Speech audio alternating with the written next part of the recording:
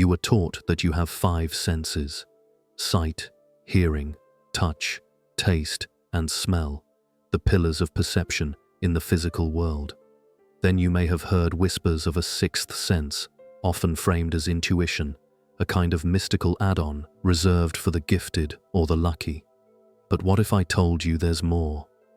What if I told you that buried beneath the noise of daily life is another sense entirely, a forgotten channel of perception that once guided ancient civilizations, connected humanity to the natural world, and offered insight far beyond what your eyes or ears could ever tell you?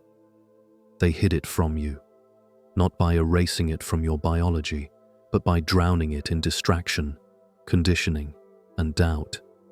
They made you forget how to feel what is unseen, because the moment you remember, you become sovereign, you become powerful, you become unprogrammable.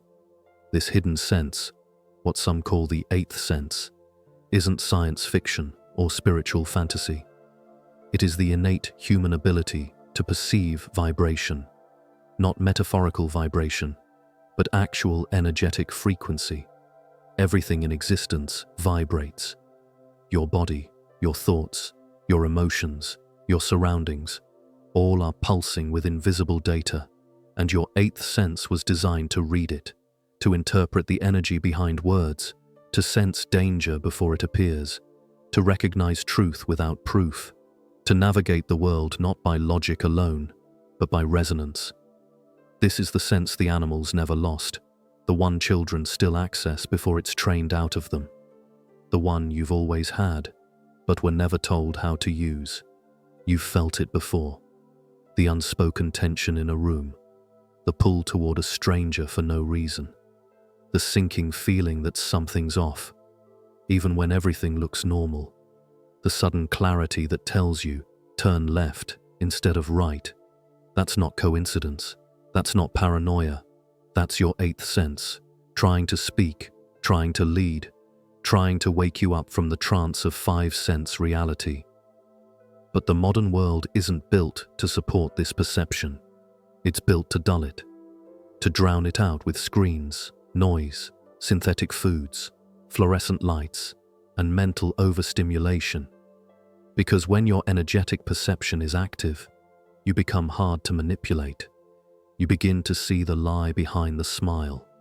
You begin to question what you're being sold. You begin to feel what's real and what's illusion.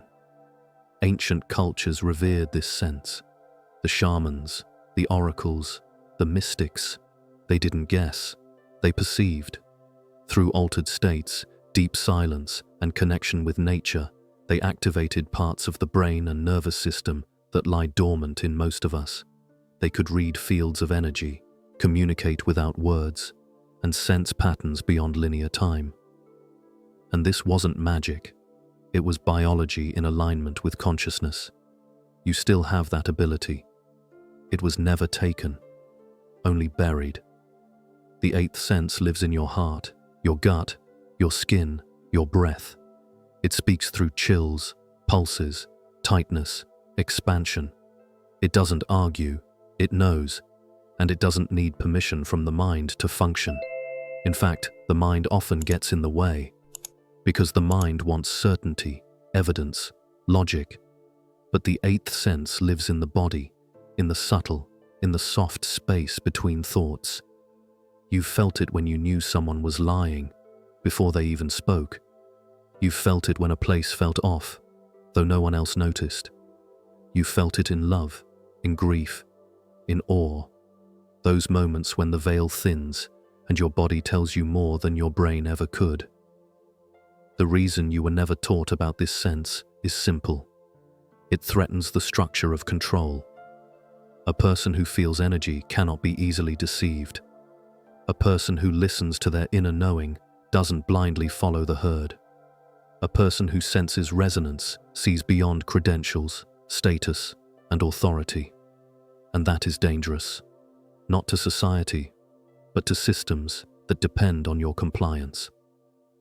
The dulling of this sense began early, through education that prioritizes memorization over embodiment, through institutions that reward obedience over curiosity, through a culture that values appearances over energy. The result? Millions disconnected from the very compass that could guide them home. But disconnection is not disintegration. The sense never dies, it sleeps.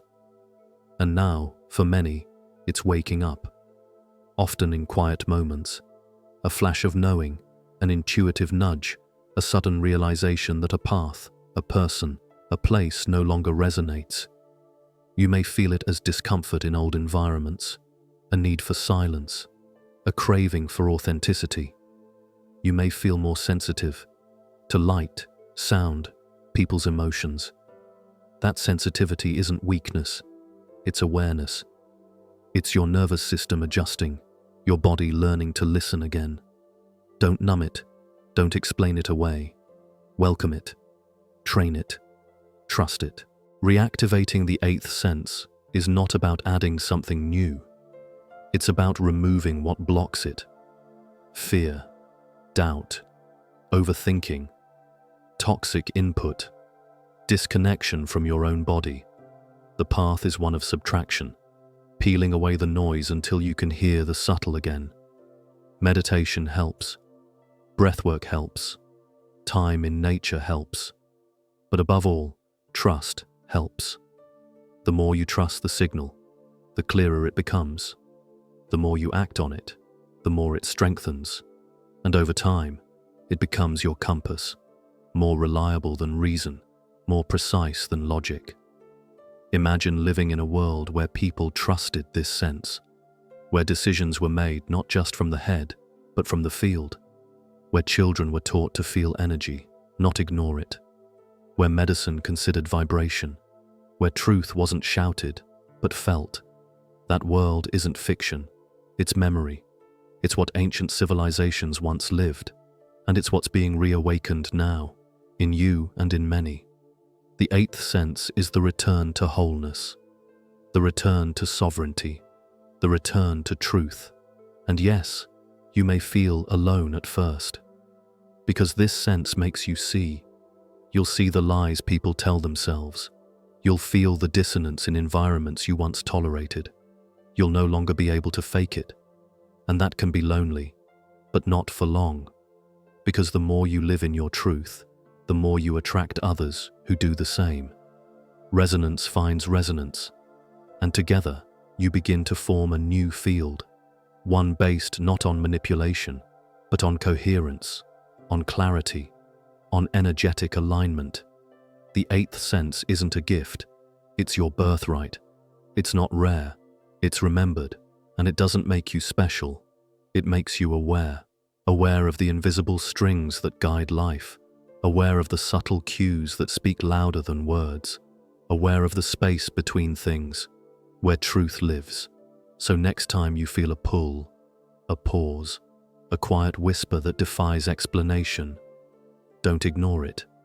That's not your imagination. That's not superstition. That's not irrational. That's your eighth sense. That's the part of you that they didn't teach you about, because it can't be tamed. It can only be trusted. And now, it's time you trust it again.